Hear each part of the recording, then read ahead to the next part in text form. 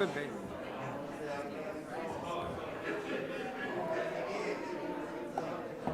Cool. If we're going to get a intermission for photos and stuff. It might. Is he gonna swear him in right here? Oh, over here by the flag, right? I think it's gonna be Hartwell. He's the only judge here. Good evening. I'm going to call this meeting to order. The time is 7:30. This is the regular council meeting for December 13th. Clerk, can you please do a roll call? Councilman Bliss, I'm here. Mayor Pro Tem Corbett, Here. Councilman Fleming, Here? Councilor Rohrbach, Here. Councilman Soltis, Here. Mayor Grafstein. I'm here. Thank you. The invocation this evening will be led by Councilman Fleming, followed by the Pledge of Allegiance. Councilman Fleming, the floor is yours. Ask everyone to rise if you are able, please.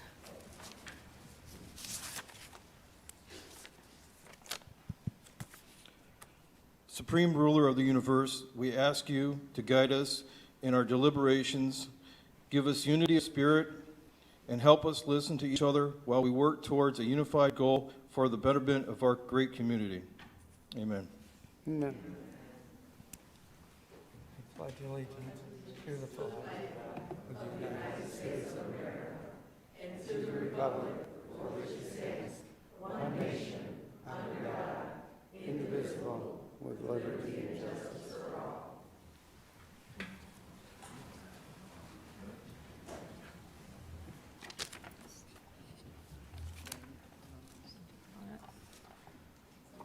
All right, thank you, everyone. First up, we are going to receive and file the November 2nd, 2021 election results.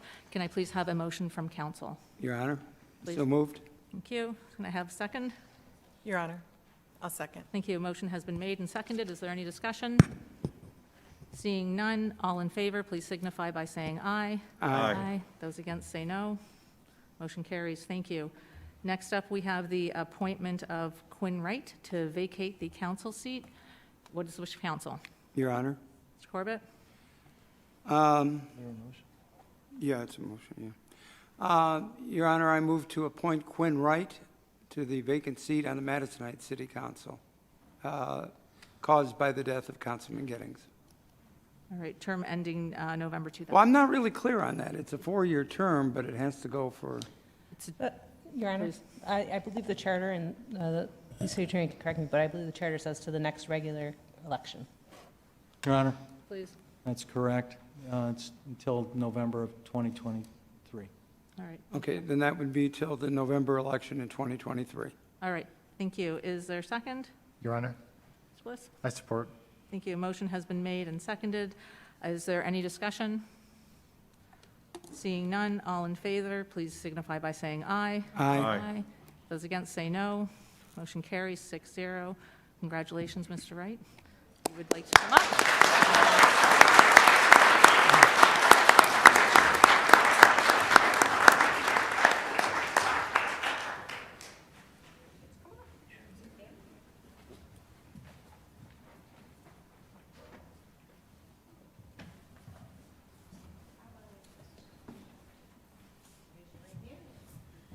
Do you, Quinn J. Wright, solemnly swear that you will support the Constitution of the United States, the Constitution of the State of Michigan, and the Charter of the City of Madison Heights, that you will endeavor to secure and maintain an honest and efficient administration of the affairs of the City of Madison Heights, free from partisan control, and that you will faithfully fulfill the duties of the office of council member during your term of office according to the best of your abilities, so help you God? I will. Congratulations.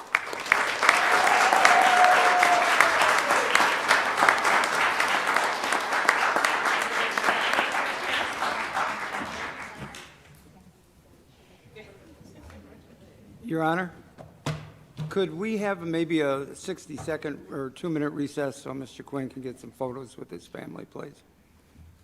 Yes, that's fine. We're going to recess for like a minute or two. A minute or two.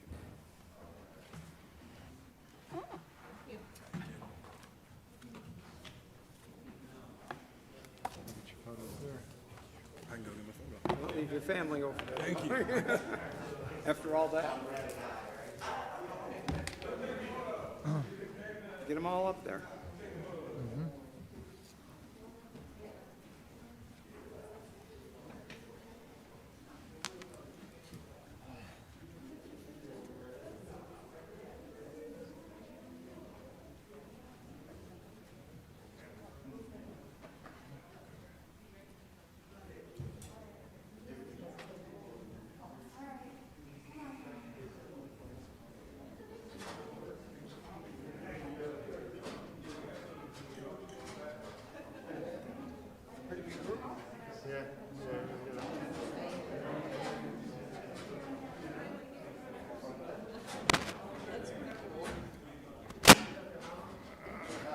Come on, Aaron.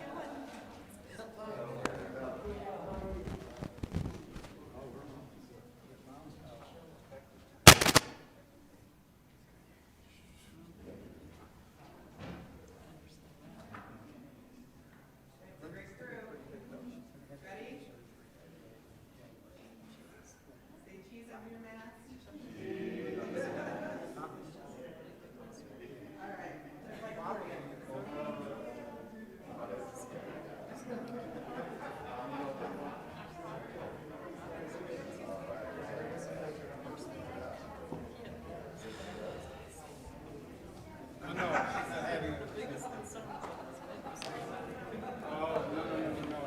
No, one at a time.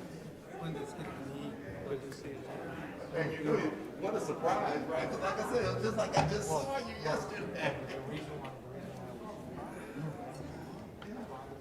Yeah. Right.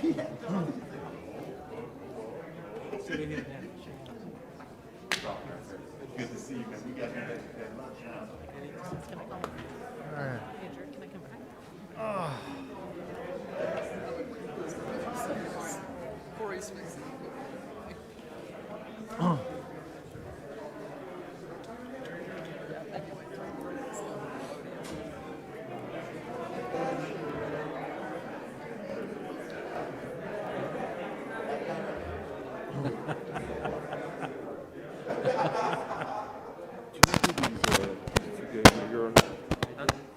Those two guys are? There's probably Neither. a few Yeah, I others. think Melissa put it. That's him. Don't let him fool you.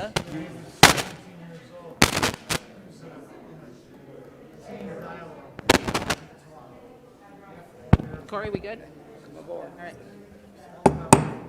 Thank you, everyone, for that recess. We are going to reconvene council. The time is now 7:37. Enjoy your ancient laptops. Nice to see you. First up, we have the approval of the agenda. Are there any additions or deletions to the agenda this evening? Your Honor, Please. in maybe 10 seconds. I have a couple of consent resolutions I'd ask the council to agree to make this go a little more smoothly. The first I would ask is unanimous consent to bring F2 forward immediately on the agenda. That is the assignment of the realtor for the sale. I'm sorry, I couldn't hear what you said. You're gonna, I know what you said, but you're going to need to repeat it. It wasn't heard by everyone. F2, F2, which is the assignment of the realtor, and I'm asking that it be moved forward on the agenda right now because of the second consent request I have, okay? which, assuming that's okay with the council, I would ask permission to recuse myself from hearing this matter and physically remove myself from the chamber, which has been the procedure in the past. Now, just to be clear to the public and to the council, a couple of items. Number one, even if this item comes to sale, I'll never see a penny from it. I'm mad about that, by the way. But and more to the point, the guy who signs my check does, however, potentially get compensation for his work. So that's close enough for me and has been over the 30 years that I've been involved in hearing these items. So I would ask permission to recuse myself and ask if the attorney's office has anything to add to that. Your Honor, Please. even though Mr. Corbett, Mayor Pro Tem Corbett, does not have a direct pecuniary interest, he indicated to me that he wishes to not create any appearance whatsoever of any impropriety And as a result, I think council should agree to accept his recusal with regard to the appointment of the real estate broker relating to the Active Adult Center. All right, thank you. Then with your permission, I'm just going to go in the back room and somebody come wake me up when you're done, and then we'll finish the agenda. Thank you. All right, thank you. Your Honor, did we need to vote to move it forward? I need a motion to move it forward. Yes, please. Okay, Your Honor, so moved. All right, thank you. Can I get a second?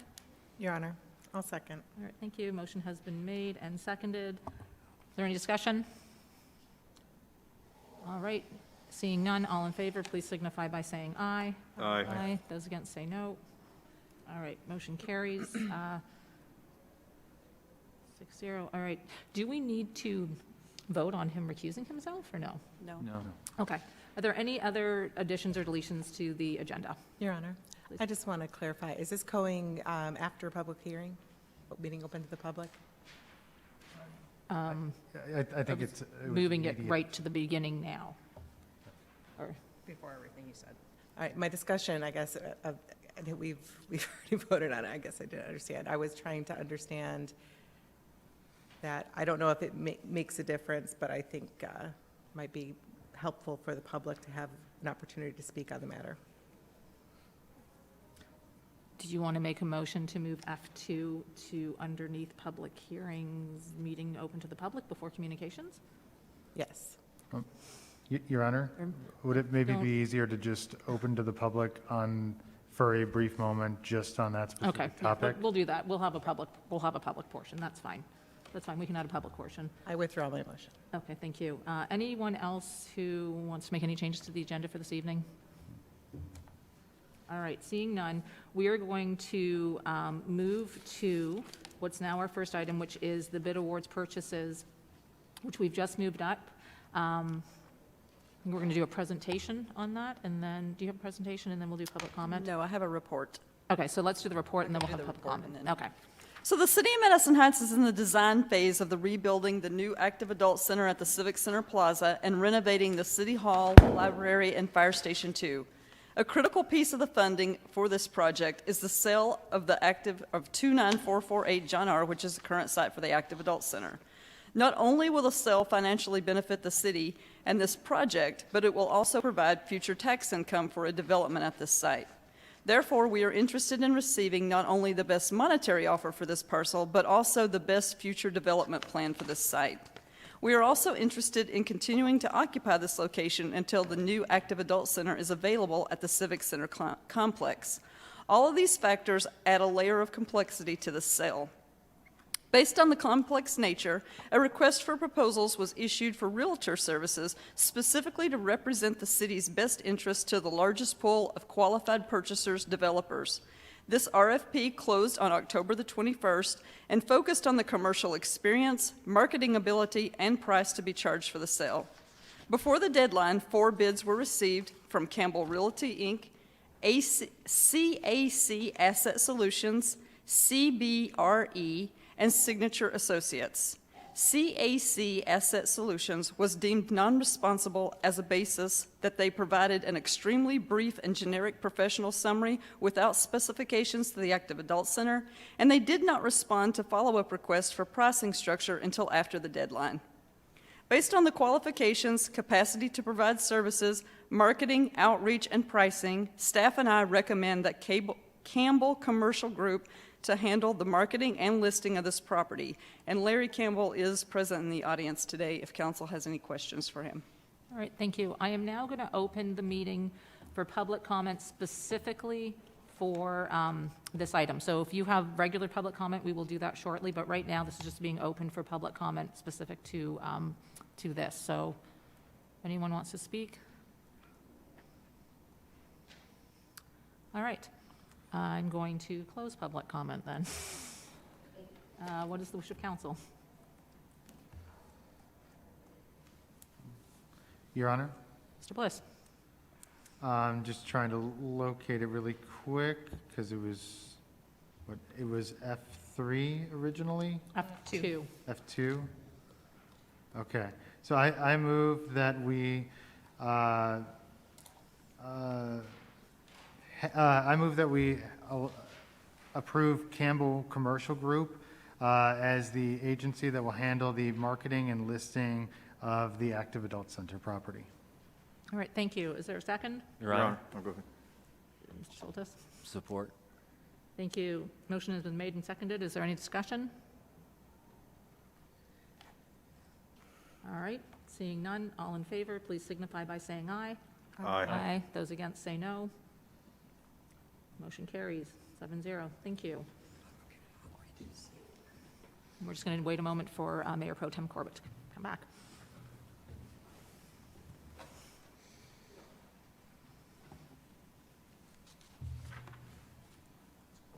And my apologies, that was actually a 6-0. I just got used to saying 7.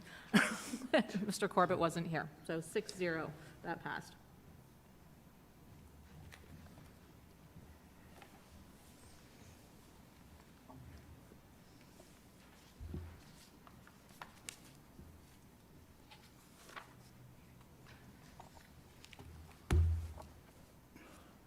All right, next we are going to open the meeting to the public. This is the chance for the public to speak on anything. Ask that you keep your comments to 3 minutes. Give your name, address, any relationship to the city, and with that, the floor is open.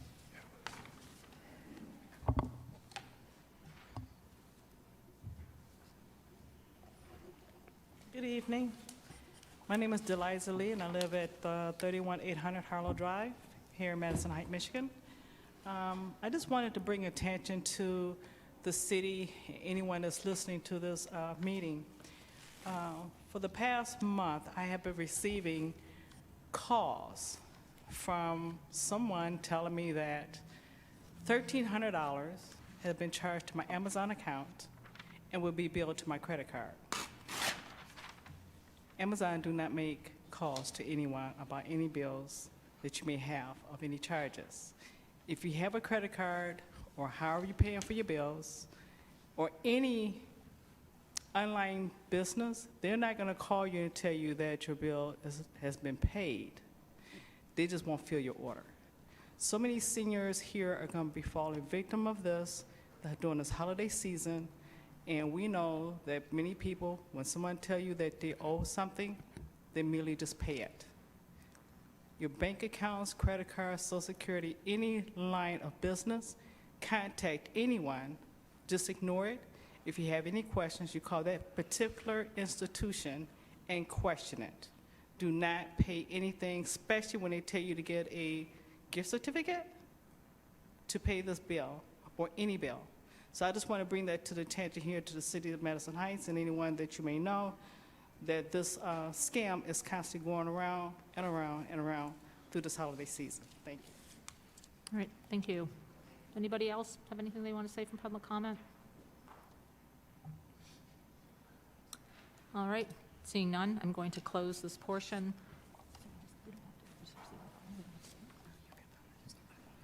Okay. All right, next up we have communications. We've got 2 resignations and then the third, so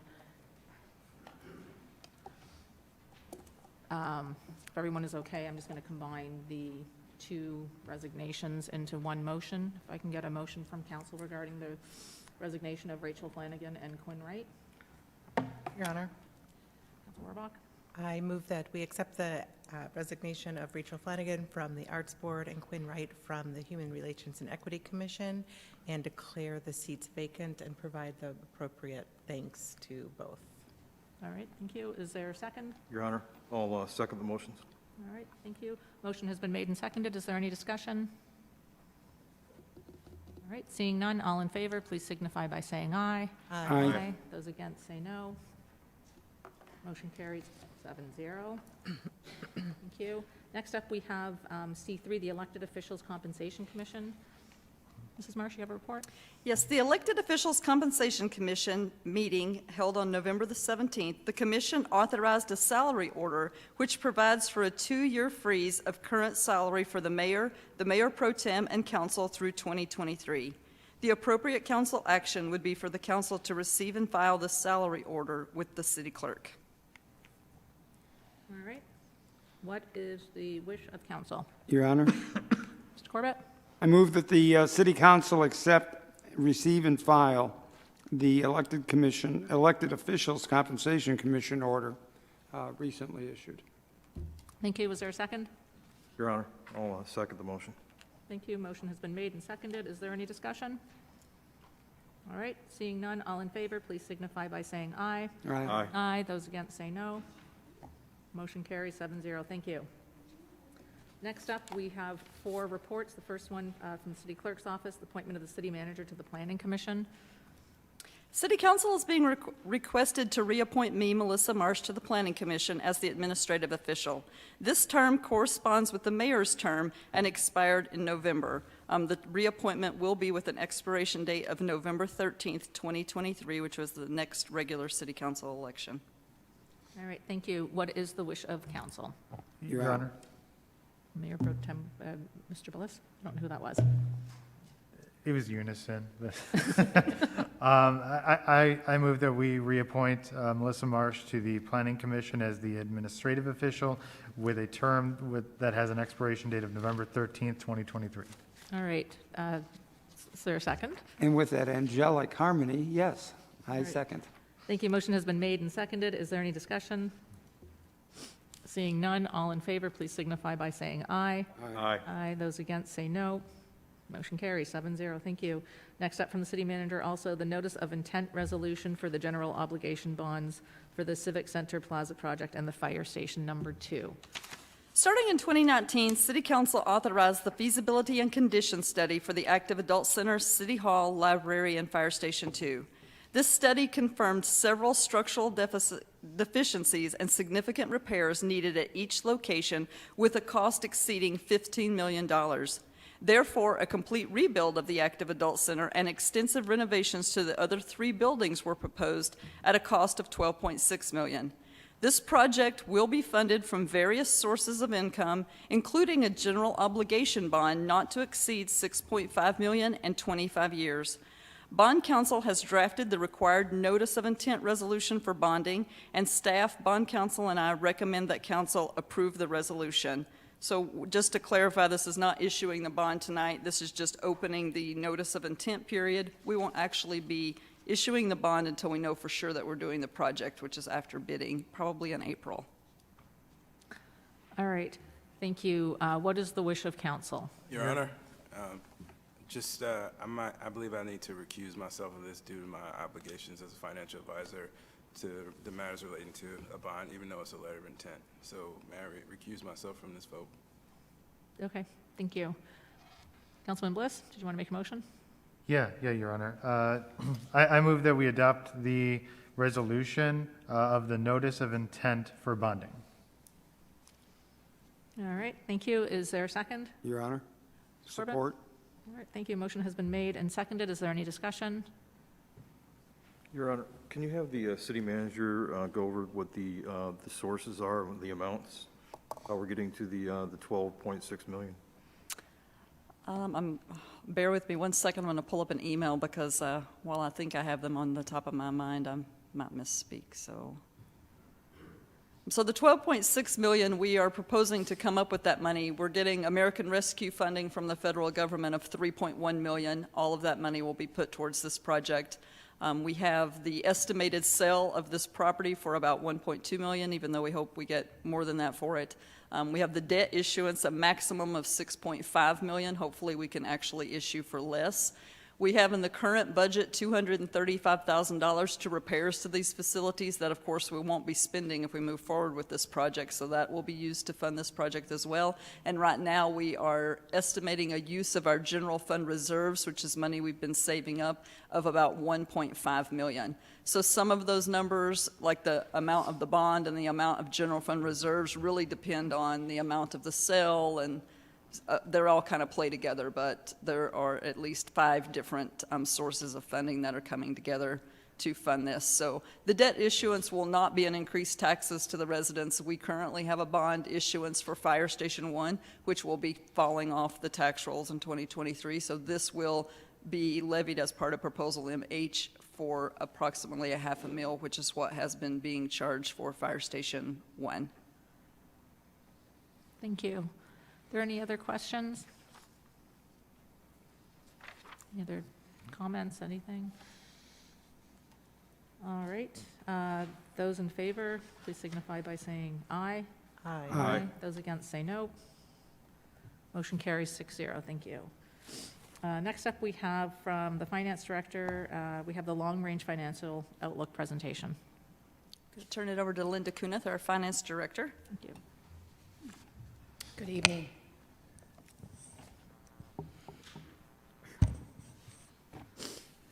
Each year, as part of the strategic and financial decision-making process, the city completes a 5-year financial forecast. The purpose of this forecast is to provide council and the public with a detailed estimate of revenues and expenditures for the current and future 4 years, to serve as a first step of the upcoming year's budget process. This detailed look at the financial estimate serves as tools to identify financial trends, shortfalls, and issues so the city can proactively address them. This forecast, therefore, is essential for planning for the future financial stability of the city as we proceed through the goal setting, capital improvement, and budget planning processes. Tonight, I'll be presenting the highlights of this report. If you're interested in the complete report with regional economic outlook and history detail, it will be available on the city's website.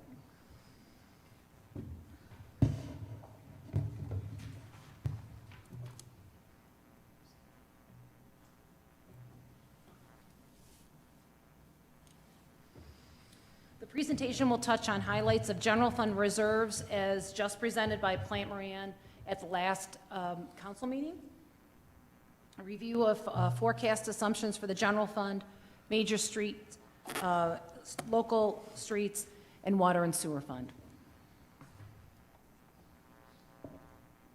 City Council has approved a general fund operating reserve policy setting the minimum reserve level at no less than 2 months, or 16%, of regular operating expenditures plus 1 year of debt payments, using fund balance reserves only for one-time expenditures. This policy was established to prudently protect the fiscal solvency of the city. This bar line graph depicts the target of available fund balance since 2007 and shown against total revenues and expenditures.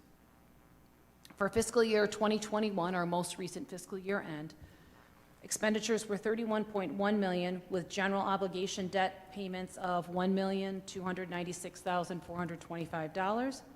The required fund balance reserve was $6,467,329.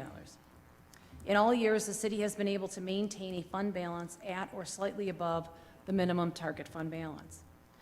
At fiscal year 2022 end, we're anticipating to have a $10.7 million in reserve, which includes the Civic Center project funding. Strong financial policies such as this are part of the reason the city has maintained a AA- bond rating.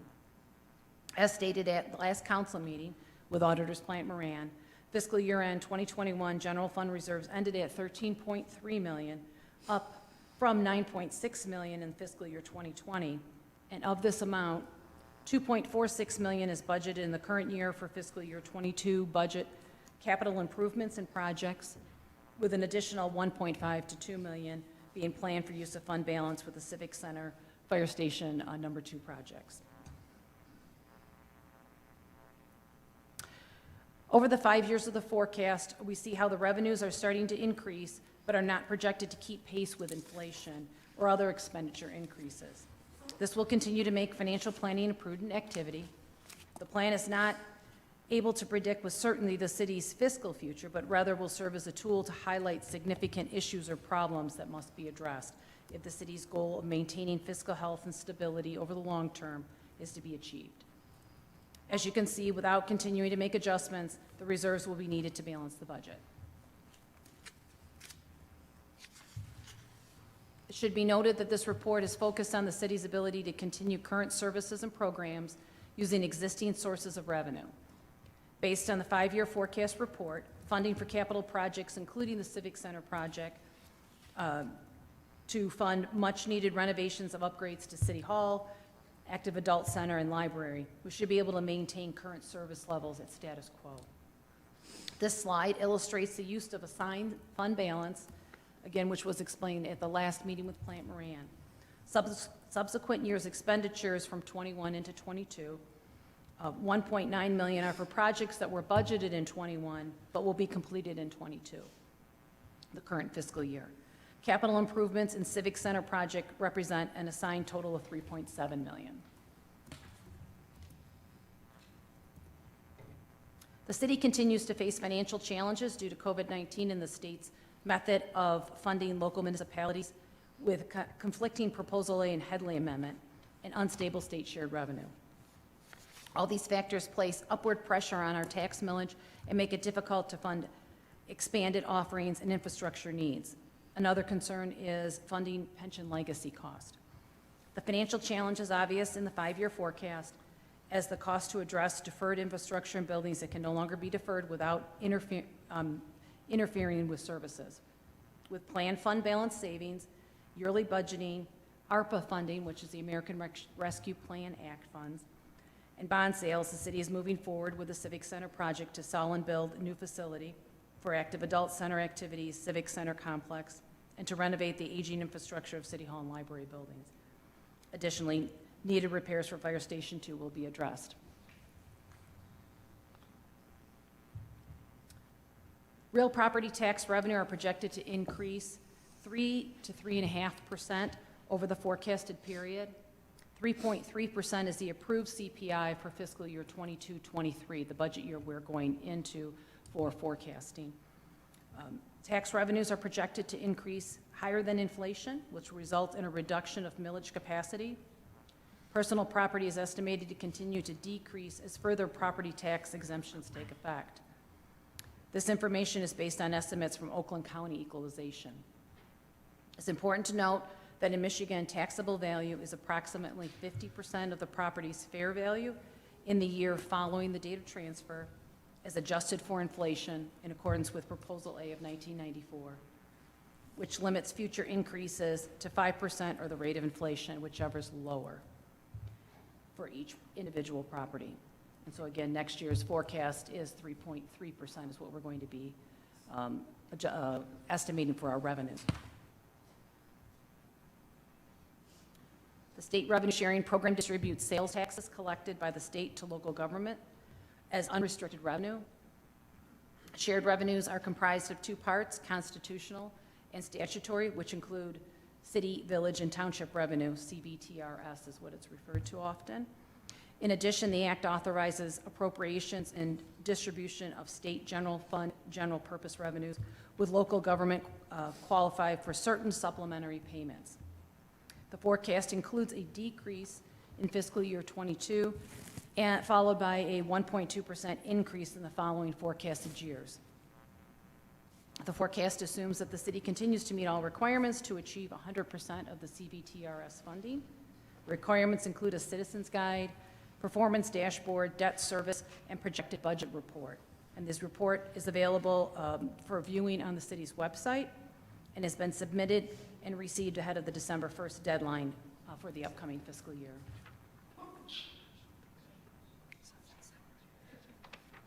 Court revenues are down about 25%, anticipate to remain low in the current fiscal year. The continued closure of the court that started in March of 2020 due to COVID-19 has hampered the recovery anticipated this fiscal year. Court revenues are forecasted to increase slowly by an average of 1.2% over the forecast period until it reaches the pre-COVID-19 levels. Court fee structure and amounts retained by the state change frequently, and this revenue source is also determined by collection rates.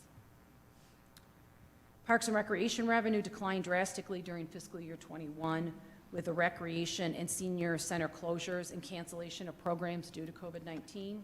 We anticipate a steady increase in the current year revenues and a return to the pre-COVID-19 levels for fiscal year 22. Miscellaneous revenues are also forecasted to be lower than historical averages. Miscellaneous revenues include cable television franchise fees, interest income, and one-time items. Business license revenues are anticipated to meet budget expectation, and current business license renewals are increasing and expected to reach budget.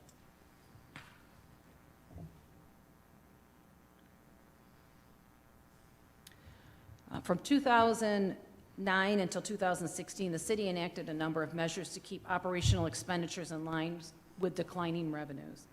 And from 2017 to 18, saw a gradual increase in expenditures. The city is still very cautious to ensure a sustainable budget. Expenditures in the forecast are estimated to be $34.4 million for fiscal year 2022. Again, we're talking about the general fund. $33.4 million in fiscal years 23, $35.4 million in 24, and $34.4 million in 25, $34.9 in 26.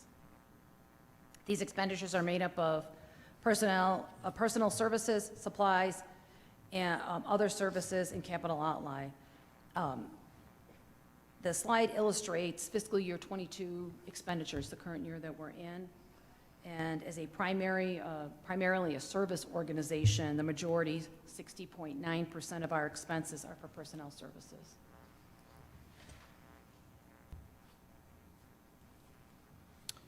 In addition to the city's general fund, we also forecasted 3 other funds: the major streets, local streets, and water and sewer fund. The primary revenue source of the major street fund is Act 51 revenue, road funding from the state. Michigan Department of Transportation, has released projections for the remainder of fiscal 22 and 23. It's anticipated there will be a decrease of 3% before an increase of 1.2%. The forecast doesn't include transfers between major and local funds, and any of the forecasted years. During the budget process, staff will make recommendations if and when transfers are needed.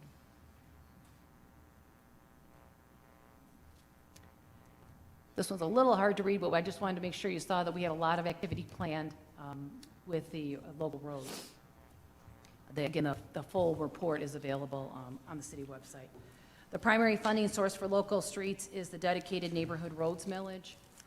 Funds collected under this road millage have the same assumptions as the general fund property tax revenue collections of combined real and personal for 3.3% increase in 23 and 3.5% increase in fiscal year 24. Local streets also receive funds through Act 51 road program from the state. For the 5 years of the forecast, as anticipated, funding will increase based on projections from the state, an increase of 3% up to 10.2%. On June 30, 2021, the fiscal year end, the fund balance in the local street funds was $2.3 million. Of this amount, 1.8 is reserved for neighborhood roads projects and will be expended on R2 projects over fiscal years 22 and 23.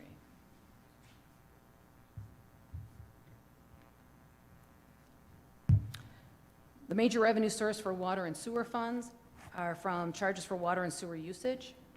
Although future proposed budgets will most likely reflect the need to increase water and sewer rates to end users, the rates are not included in the forecast because the forecast is only the first step in the budget process. As part of the 2018 budget process, a detailed water sewer rate analysis was started.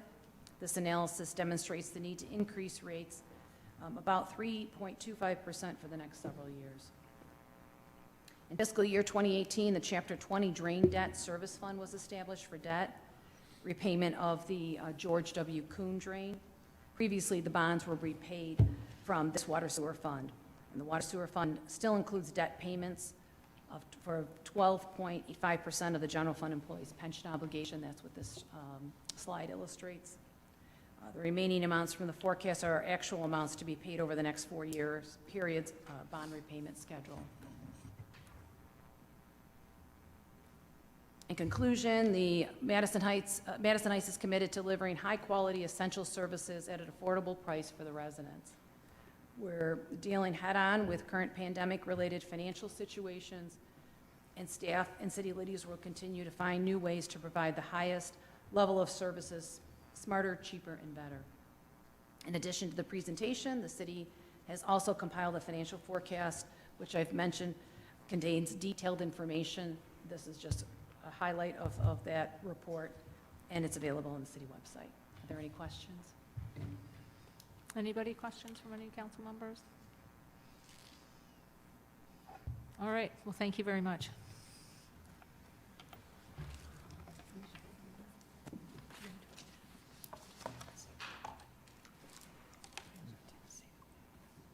All right, so can I have a motion to receive and file this, please? Your Honor. Your Honor. Mr. Corbett? So moved. Thank you. Is there a second? Your Honor, I'll second. All right, thank you. Motion has been made and seconded. Is there any discussion? Seeing none, all in favor, please signify by saying aye. Aye. Aye. Those against say no. Motion carries 7-0. And then next up, we have from the CED Director, Program Year 2022, the Cdbg Application. Mrs. Marsh? Oakland County has advised the city that our allocation for the Community Development Block Grant, or CDBG, funding for fiscal year 2022 will be approximately $145,670. Pursuant to the federal guidelines, a public hearing was held on November the 22nd for the purpose of receiving public input regarding the past performance of CDBG funding and the eligible activities to be included in the program year 2022 CDBG application. There were no public comments at this public hearing. The CDBG Review Committee met on November the 22nd to review this proposed application and recommend approval of the following CDBG activities: code enforcement for $56,666.50, public service yard service, that's grass cutting, for $35,589, minor home repair for $26,675.75, and a new program, mobile home minor repair, for $26,675.75. The recommendation of the CDBG Review Committee was that City Council approve the program year 2022 CDBG application as proposed. If City Council concurs, the appropriate action would be to adopt the resolution authorizing the mayor and city clerk to sign the fiscal year 2022 application on behalf of the city. All right, thank you. What is the wish of council? Your Honor. Please. I have it would be a substitute if we had already had a motion. So I do have a modification to the recommended resolution as follows. I move to approve the resolution and the activities and funding for the program year 2022 CDBG application funding, including, and you may take note of I'll start with the difference, a contribution to the Haven organization of $3,500, minor home repair account, $55,935, public service yard service, $29,504.95, and code enforcement, $56,666.50. That's my motion, Your Honor, and I'll comment on it when We we. need to authorize the mayor and city clerk to sign. Oh, and yes, the mayor and the mayor and the city clerk to sign. All right, thank you. Is there a second for Mayor Pro Tem Corbett's motion? Your Honor, I'll second. All right, thank you. So a motion has been made and seconded to make a slight change to staff's recommendation. Mrs. Marsh, before we have a discussion, do you have any comments you want to make on that? No, I don't, other than CDBG, so we can't just add Haven to it because CDBG restricts us to only 4 programs, Okay. Which requires the elimination of one of the programs to add Haven. And there's also a 30% requirement, so that's how come the money, Mr. Corbett removed it from yard service and put it into Haven because of the CDBG requirements at 30%. Your Honor. Please. So we're talking here about not doing, which are these are we eliminating? I think I missed it. The mobile home repair, the mobile home minor repair is being eliminated as a program and replaced with Haven. So, And that money instead would go to the minor home repair allocation. and the mobile home minor repair, would folks that live in mobile homes be eligible to receive funds for the minor repairs? No, through the but in home repair? talking to staff, we thought we could allocate those 2 programs. If it's council's desire to have Haven as a part of this each year, we could do minor home repair this year and mobile home repair next year and alternate the 2. But I'll also, if Giles wants to add anything. Yeah, I'd as like to the- hear about that, because, it seems like a lot of money to switch over, so I'd like to hear more.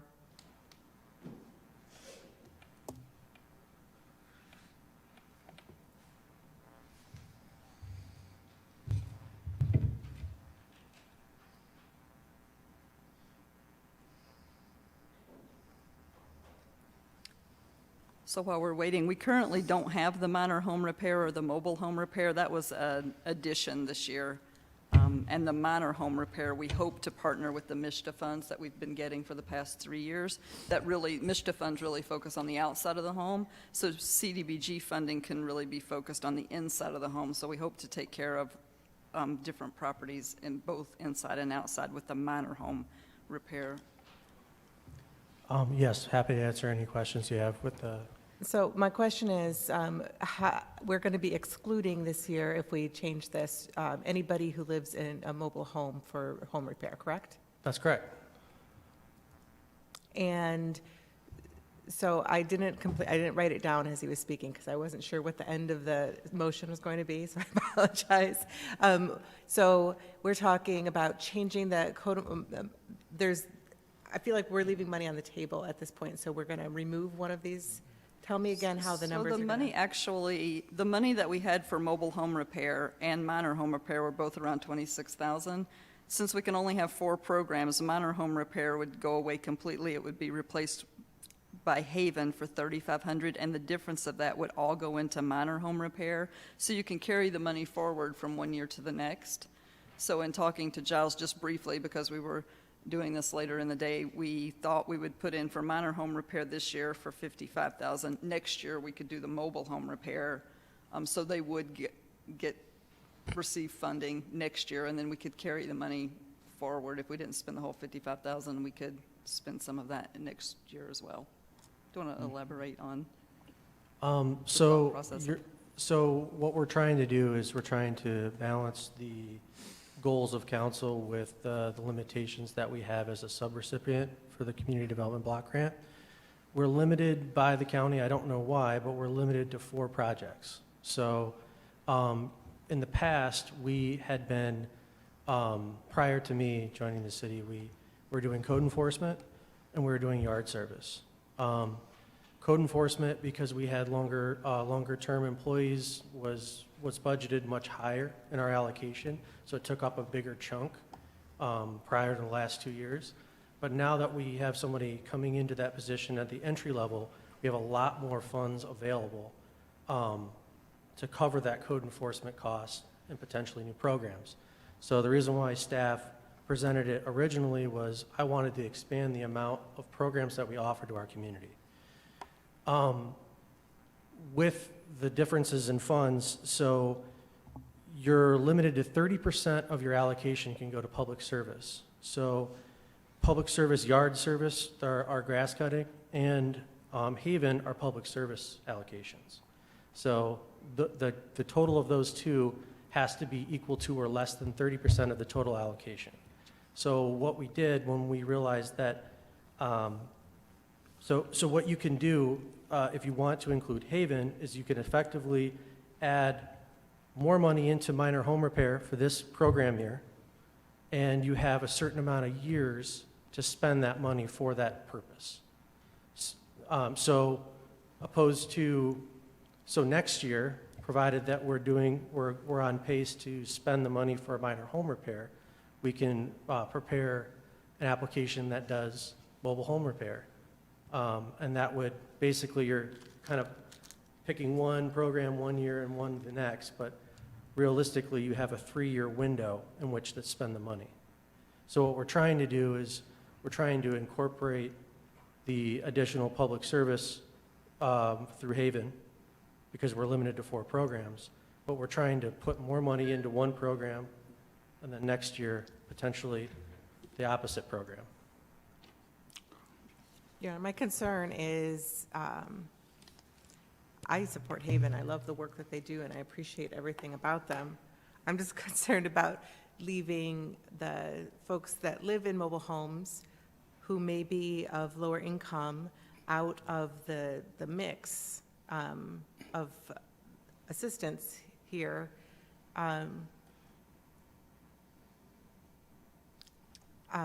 Your Honor, council does have the option to allocate the money from minor home repair to the mobile home repair instead, but then you're leaving the homeowners out of the mix. And one of the reasons why we added minor home repair initially is because we have this MSHDA program, and we were trying to do neighborhood enhancement revitalization through that by working on the inside of the home, pairing that at the same home with the MSHDA money on the outside.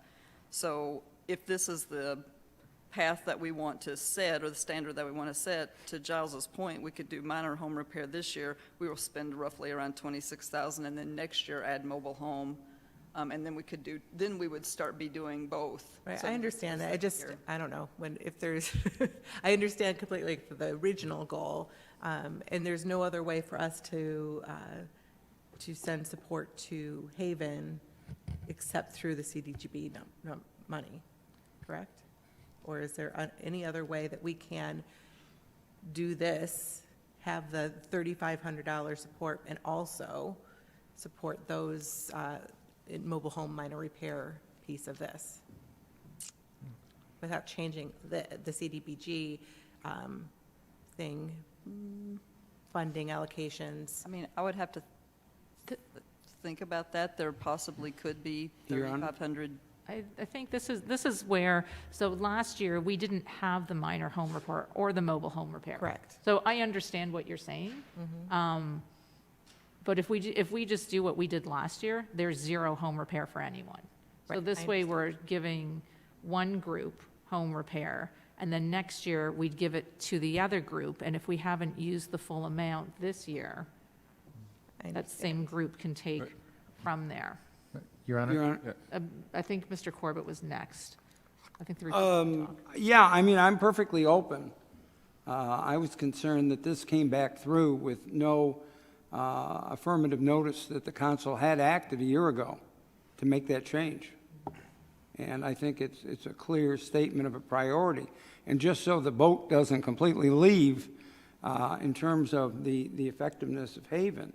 Haven, in case there's anybody who doesn't know, literally show up at the doors of domestic conflict in the middle of the night and provide safety and shelter for families that have been broken by, pardon me, by violence and threats of intimidation and so on.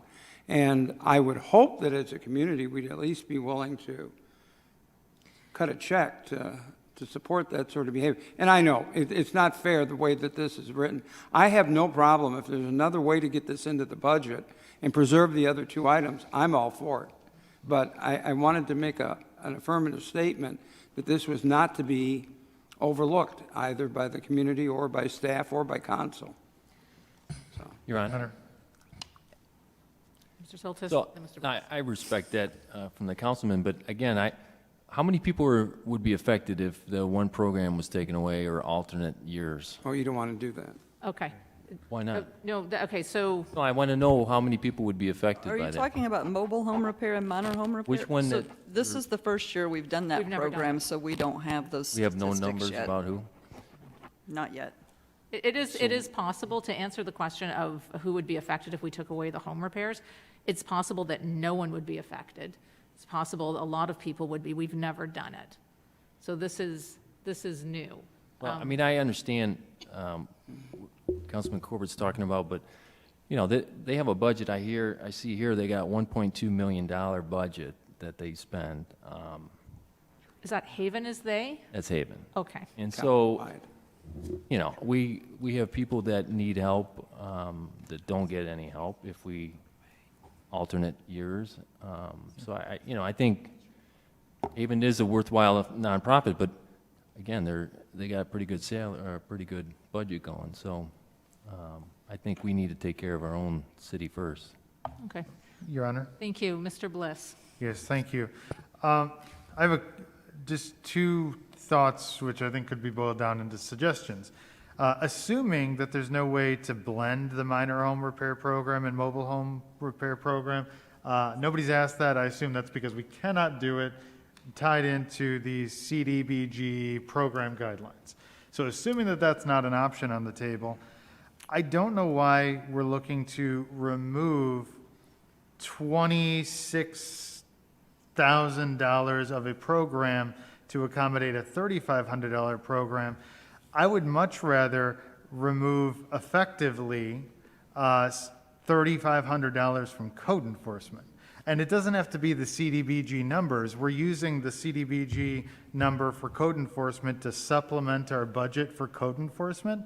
So why wouldn't we just put a $3,500 check out of the general fund to cover, to basically reduce code enforcement by $3,500 to go to Haven instead of eliminating the $26,000 program that will also in effect reduce code enforcement because we're providing assistance for people to do repairs. Your Honor? I don't know. First of all, I could be oversimplifying. First of all, you can only have 4 programs, so you can't just reduce code enforcement and leave Haven. Second of all, we can use, I just was verifying with Corey about this, Haynes, that is, because I didn't want to misspeak, but we can use our drug forfeiture money to fund Haven at the 3,500%, which 3,500% at the $3,500, which would eliminate, would still provide funding to Haven, would go back to the original resolution, so we could have the mobile home repair and the minor home repair. We would just need to make that allocation in the budget. Your So Honor, that's not a, I think we have makings of a compromise. Okay. I recognize Ms. Rohrbeck. So, Your Honor, I would make a substitute motion Yes? to fund the CDGB. As staff recommended? Yeah, as staff recommended, for code enforcement, public service yard service, minor home repair, and mobile home minor repair as recommended by staff. Your And Honor. authorize the mayor and city clerk to sign on behalf of the city. All right, thank you. Is there a second? Your Honor, I'll second the motion. All right, so the motion is to go with staff's recommendation. Is there any more discussion on this? I have a Or have this one is a item. substitute motion here, so, yes. In regards to this, can you give us the repairs that are done underneath the minor repairs, the effect it has on how many resolving code enforcement issues for these people? So as was stated a little bit earlier, minor home repair, we haven't done it in this community through Cdbg in some number of years. However, code enforcement is effectively a tool to identify minor home repair projects. So when you have a code enforcement issue like a porch or a roof or something like that, we're going to be using code enforcement to identify those needs in the community and line them up with available programming. So that's the intent. Is code enforcement and staff are effectively identifying available projects and trying to income qualify to low to moderate income families and households that would benefit from the program. Right, so instead of enforcing a penalty against them, then we're getting them help, in other words, just to make sure.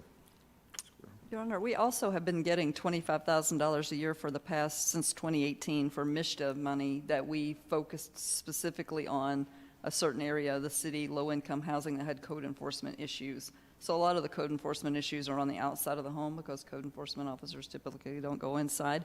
But when we approach those homeowners to fix the code enforcement problems outside, they told us about things that they needed help with on the inside. And so it's kind of heartbreaking not to be able to help on the outside, but tell them we want to beautify their home. So this is a good funding source for that. That's kind of at the city's discretion to help those individuals.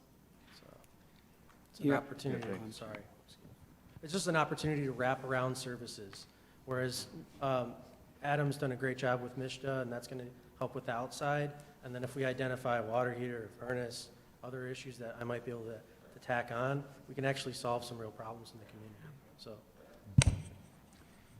All right. Your Honor? Thank you. Please, Mr. Corbett. No, just 2 real quick points, and then I'll. The first, nothing that'll involve you, I don't think. The number one would be, I don't know how to, I've never been in that situation where the police are called in the middle of the night to deal with a fractured home, one that's damaged by tempers and alcohol and drugs. But like I said, Haven stands there and they just simply write the voucher for the family or the children and so on to go to a place. I don't know how to put a number on that. I can't do that for you. And the other thing is, and Mr. Soltis was correct about the $1.2 million budget, but that is to fund their entire county operation now. They are, I don't know that they go beyond Oakland County. I don't know that. I believe they just stay in the county. But that's for their entire operation, so. But anyway, thank you very much to the council. This is really a gutsy call by you guys. Thank you. All right, thank you. Any more conversation? Yeah, Your Honor, just for the record, I would vote against giving it to Haven, not because I don't believe in their mission or that people need help in a time of need. Obviously, I do. I just don't know anything too much about them. I mean, I can hear stories or whatever, but innuendos, but, a lot of these nonprofits, I would like to know how effective they are, in terms of what. And so I don't see anything on there. Like I said, it's not that I'm against them per se, but there's so many other nonprofits too that show their worthiness, and I just don't know exactly how effective they are. I mean, Okay. they've been around for a long time, and the problems still exist. So I don't know. But anyhow, I'm not going to vote against it because then it would, I'm not going to spite. Mr. vote for Soltis, spite. so we have the substitute motion that's been made, and Haven's been removed from this. So we're voting on staff's recommendation that does not include Haven. Okay, well, I guess I jumped to the gun, but eventually that vote is going to come up, so I'm going to, all right. I don't, well, it's not going to, this evening, right now, Haven is no longer on the table. Okay, Right. all right. Anything else? I'm good. All right, seeing no more discussion, then we are going to vote on the substitute motion, which is to accept staff's recommendation. All in favors, please signify by saying aye. Aye. Aye. Those against say no.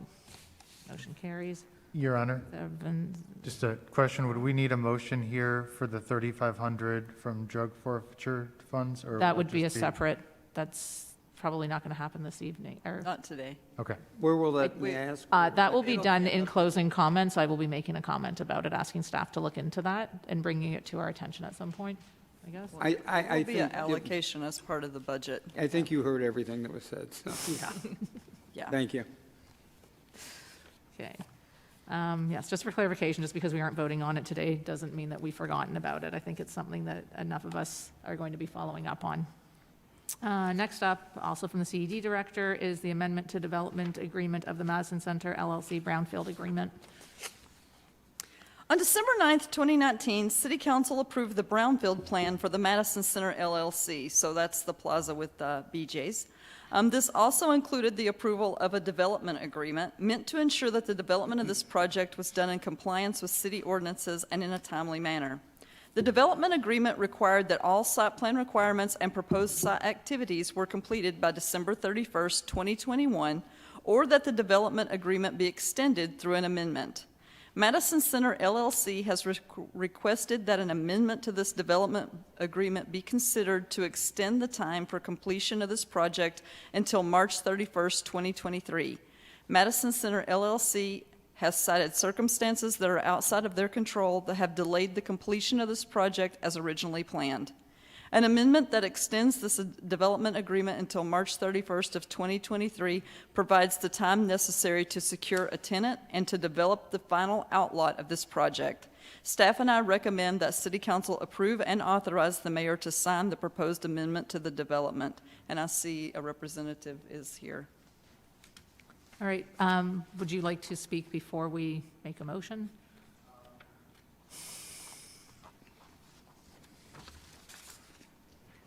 Good evening, everybody. I am the representative for the Madison Center owner. Unfortunately, we have had some delays with COVID. We had a signed lease for the outlot, and through COVID, they obviously decided to kind of delay development. Since then, we have other tenants that are in the pipeline and feel comfortable that we should be able to have those secured here in the next 6 months. So, obviously, we appreciate your support. We're going to continue to develop that corner. We've gotten a lot of positive feedback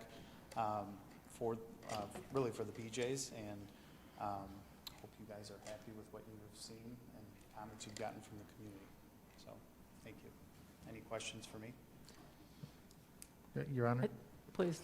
If it's appropriate, just an understanding on the increase of the 2 years versus like a standard 1-year extension. So,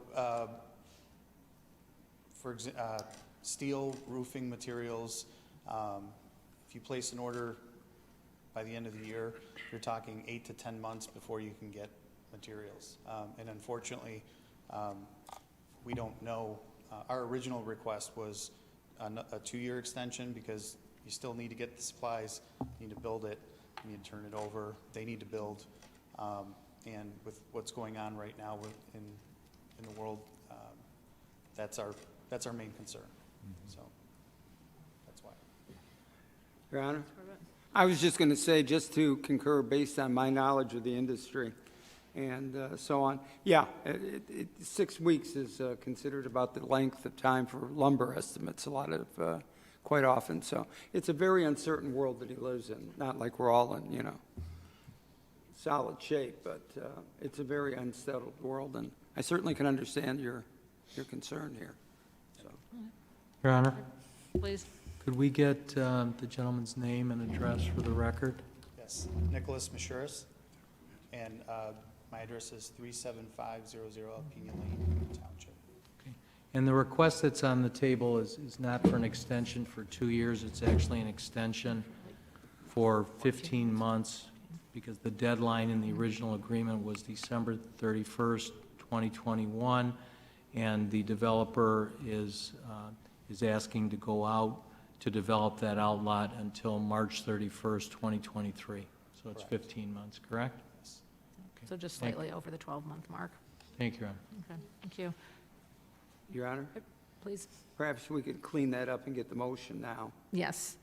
Which would be the council approves an amendment to the development agreement of the Madison Center LLC Brownfield to March 31st, 2023. Thank you. Is there a second? Your Honor, Councilor Rohrbach?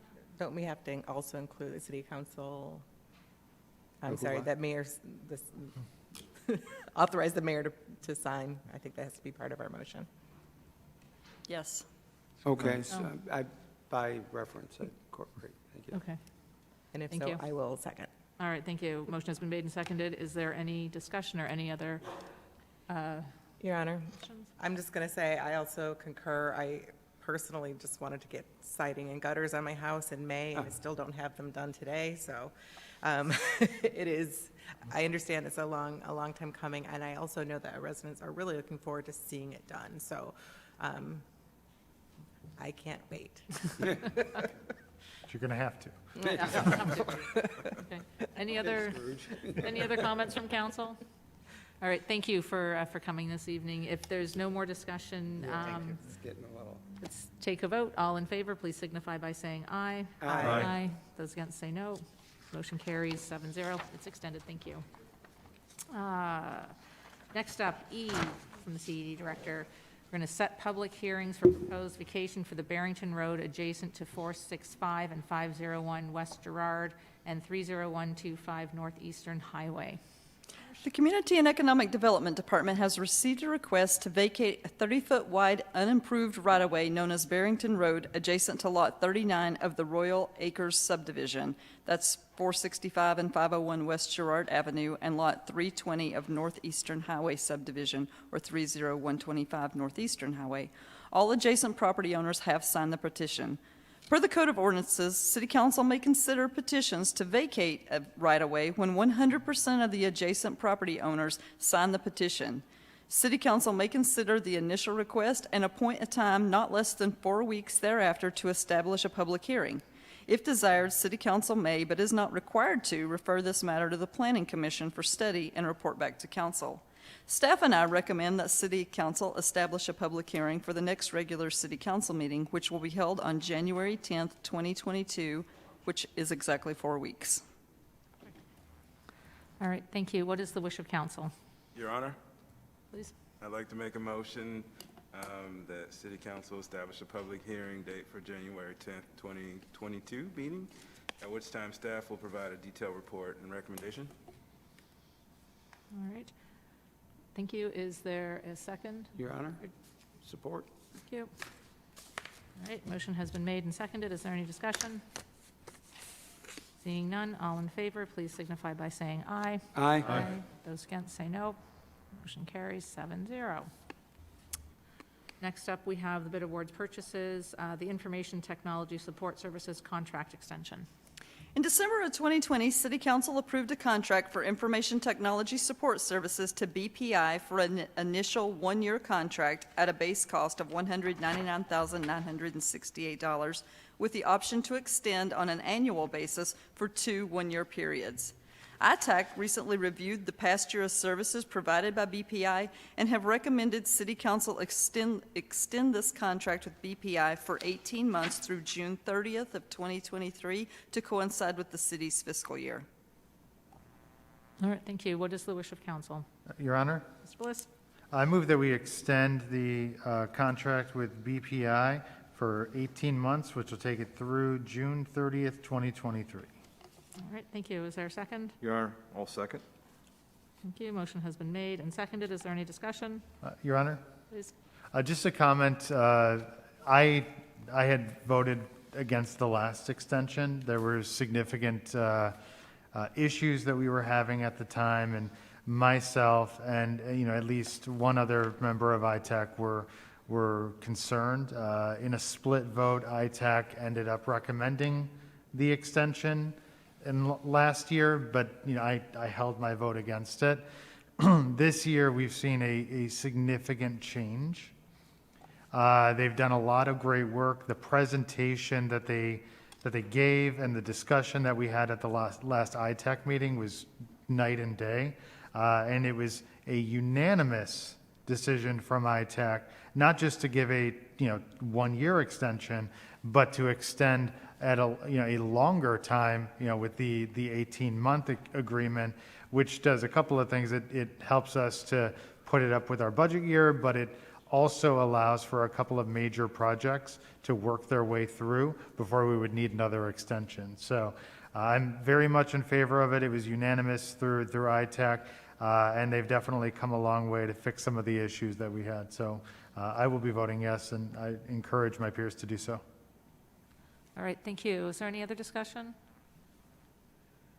Okay, seeing none, all in favor, please signify by saying aye. Aye. Those against say no.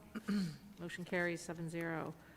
Next up, we have G1 ordinances, DD Director, Ordinance 2173, the zoning text amendment 2109 for off-street parking. This is the first reading. Mrs. Marsh. Proposed zoning ordinance 2173 sets minimum parking requirements for specific use types, often presented as ratios based on building area or maximum occupancy rates. Many of these minimum parking ratios were originally adopted to satisfy peak demand for the individual use rather than average demand. As a result, many properties within the city have been developed with an oversupply of parking, leading to large expansions of unused impervious surface. The proposed amendment aims to reduce minimum parking space requirements to more appropriately align them with average parking demand. Staff proposes the attached text amendment to modernize minimum parking space requirements and parking design standards. The proposed amendment introduces new definitions, modifies minimum parking space requirements for individual uses, provides for administrative flexibility in reducing minimum space requirements, and provides clarification on alternative parking plans.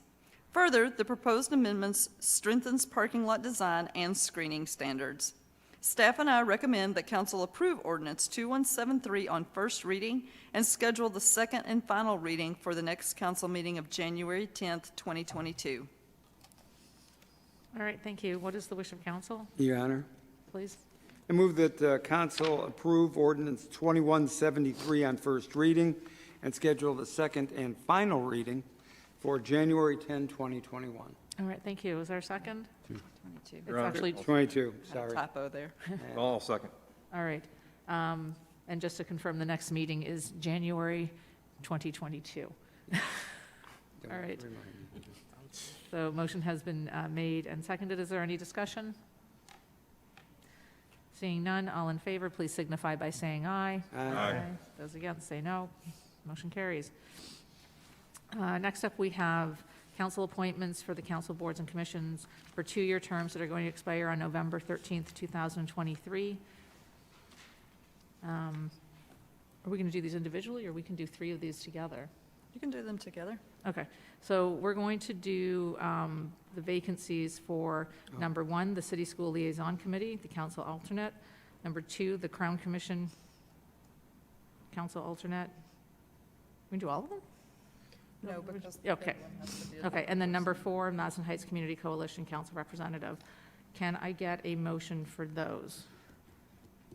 Your Honor? I move that we appoint Counselor Wright to those 3 boards. All right, thank you. Is there a second? Your Honor, support. Thank you. All right, motion has been made and seconded to account newly appointed Counselor Quinn Wright to the School City Liaison Committee as the council alternate, Crime Commission as the council alternate, and the Madison Heights Community Coalition as the council representative. Is there any discussion? All right. Seeing none, all in favor, please signify by saying aye. Aye. Aye. Those against, say no. All right, motion carries 7-0. Congratulations, Mr. Wright.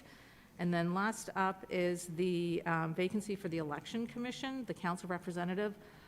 Just to clarify, the reason that Mr. Wright could not be appointed to that is that it can't be somebody who is going to be running for office in 2023. So that leaves us with 2 members of council. That would be Dave Soltis or Mark Bliss.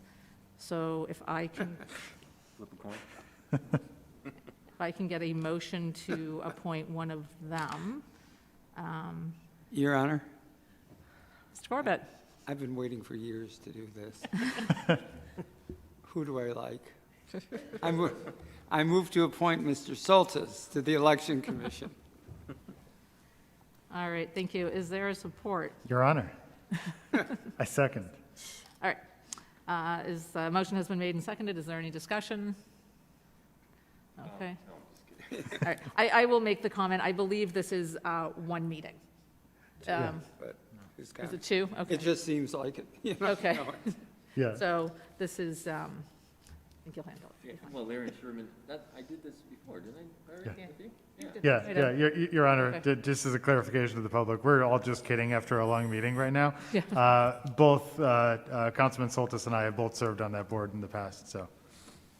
Your Honor. And part of the problem is that the reason Mr. Soltis doesn't remember is because he was comatose during those meetings. But I'm kidding. Your Honor, All right. If there's any other discussion? Your no other Honor. discussion? Yes? it may be more than 1 or 2 meetings, but Okay. I can assure Councilman Soltis it'll be fun and a learning experience.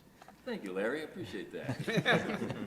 All right. That bucks him right up there, you know. Okay, if there's no other discussion, then all in favor, please signify by saying aye. Aye. Those against, say no. Motion carries. Congratulations to Councilor Wright and to Councilman Soltis. Last up is the minutes from the last meeting from November 22nd. Can I get a motion from council, please? Well, Your Honor, Yep. I move that we adopt the regular meeting minutes of November 22nd, 2021 as printed. All right, thank you. Is there support?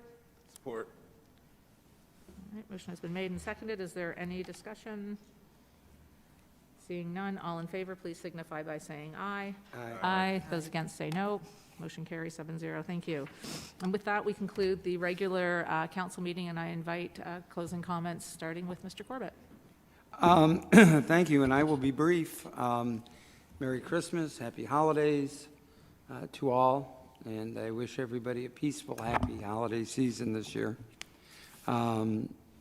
Please remember about drinking and driving and not combining those items. Other than that, very happy to be with you guys. Thank you. All right. Thank you. Mr. Bliss? Yes, I'd like to echo the same sentiment. I wish everyone a Merry Christmas, a Happy New Year, and all the amazing festivities that occur as we don't have another meeting between now and the end of the year. So, I hope everybody has a lot of food, family, and football. And if it's going to be the peaceful, happy holiday season that Mayor Pro Tem Corbett suggested, I'd recommend not watching the Lions. No. No. That's it, Your Honor. All right, thank you. Mr. Wright? Thank you, Your Honor.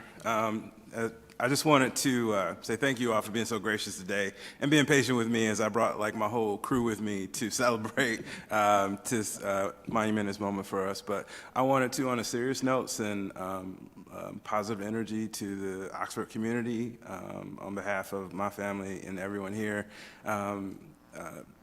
Sometimes when things happen, like it hurts, but this time of year always reminds me of hope. Whether you're like a Christian or other religions, like this time of the year is all about hope. It's about a new beginning. So I just wanted to take this time to wish everyone to have a hopeful new year, a hopeful new beginning, and to just hold your family a little bit tighter today and recognize that like we're all just humans trying to do our best, whether up here, down there, or out there. And let's just remember just to be kind to one another. All right, thank you. Mr. Sherman, the city attorney? Yes, Your Honor. First of all, happy holidays to all our citizens. I'm hoping for a happy, safe, peaceful holiday and that the year 2022 should be better for all of us. Secondly, I want to congratulate Councilor Wright on his appointment. I think in all the years that I've been sitting in this seat, I have never seen such an incredible turnout of family and friends for an appointment or for being sworn into council, and it was a beautiful thing to see. And everyone enjoyed themselves. So I wish you the best. We look forward to working together, and it'll be a little bit of a learning curve, but you'll get there, and we'll all get there together too. So happy holidays. Thank you. Mrs. Marsh?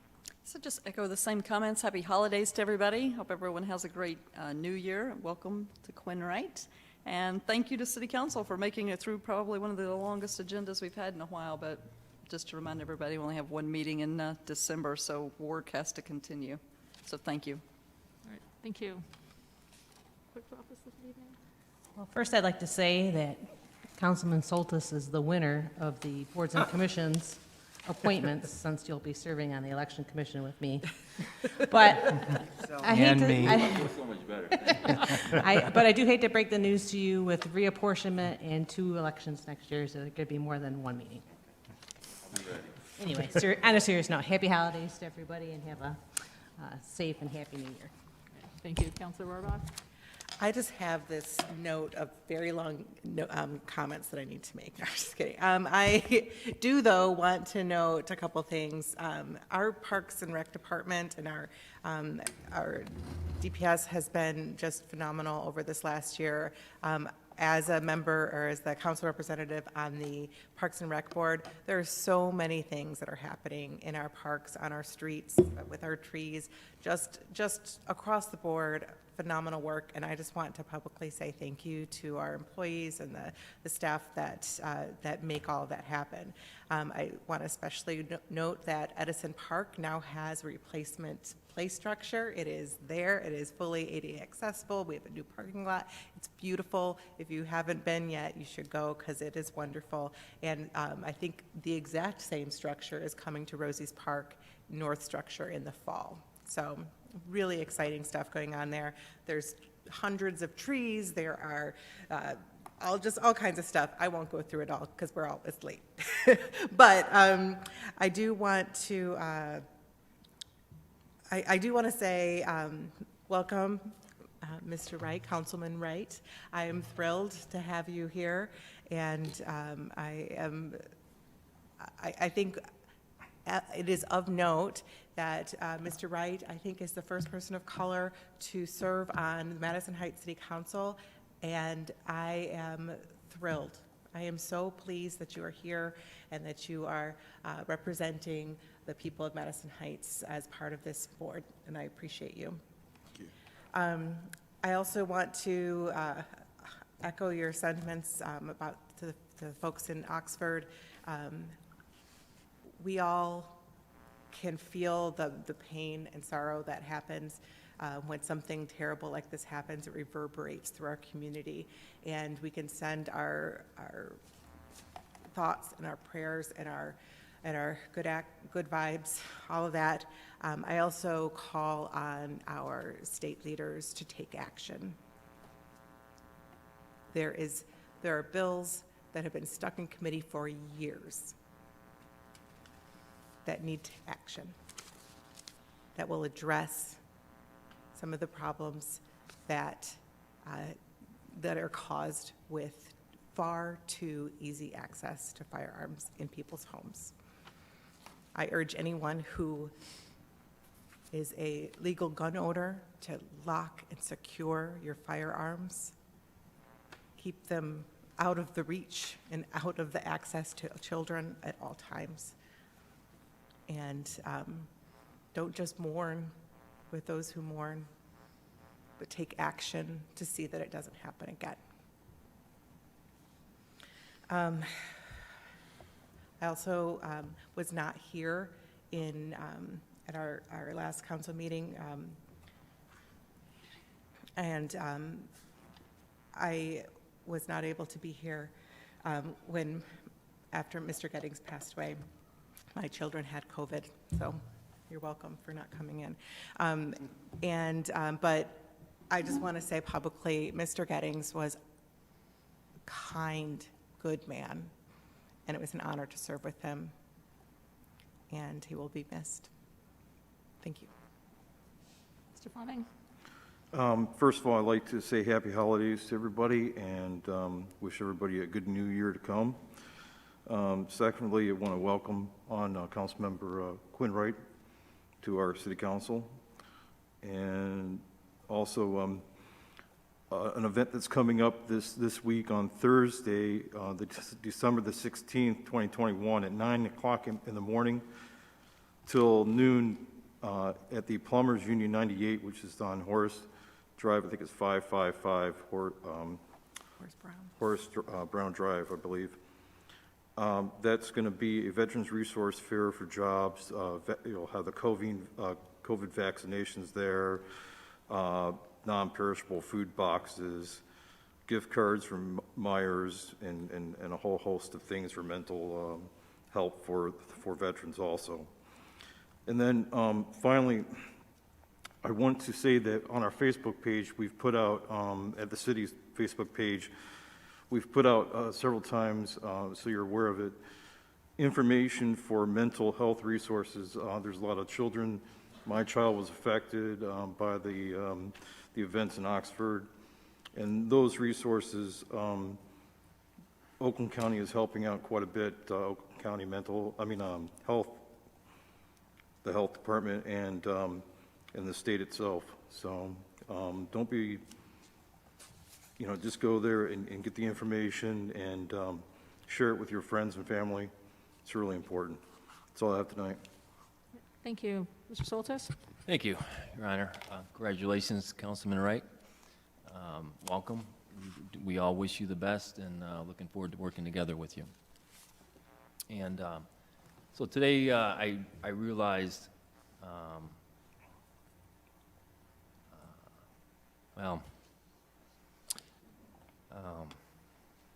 maybe I won't talk about it, but my father passed away, believe it or not, 36 years ago. And so I hardly knew him. And it's a long time, 36 years. So just love one another, care for each other, support everybody, each other. Thank you. Thank you. So first off, I would like to welcome Councilor Wright. Look forward to working with you and all of council. And hopefully we don't have any more changes, because we keep changing. I keep saying every time we know what's going on, something changes. And so I do look forward to working with you, to working with Mr. Fleming, and then everyone else who we've been working together with for the last couple of years. So let's move forward and let's see what good we can do. Because I know from talking with every single member of council, whether they've been on for over a decade or for maybe an hour, I know that every single one of you wants to do good in the city. We all have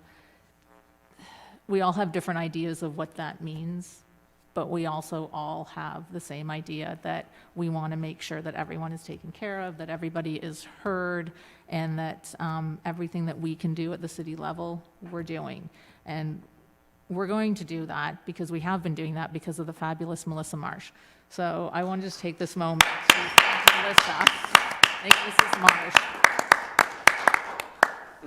for everything that she has done. It is our responsibility as mayor and council to say, I want to do this. These are the things that I want to do. And it is her responsibility to figure out a way to do it. And wow.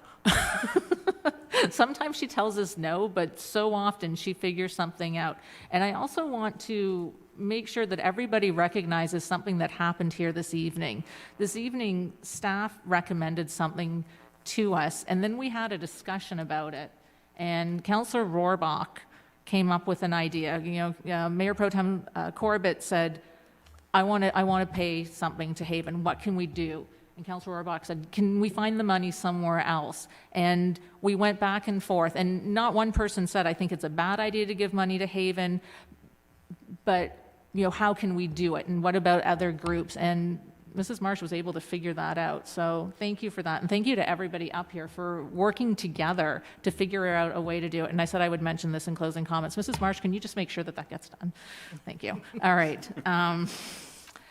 But I also want to touch on the sadness that was mentioned with Oxford. So I have high schoolers, and I know that Tuesday night when this happened, and we were all trying to figure this out, and I don't know about the rest of you, but I was glued to watching Sheriff Bouchard and just to watching the news to see what was happening. But my kids knew so much more than me because they are social media friends with either people in Oxford or someone who knows somebody in Oxford. And before any of the names were released, they knew.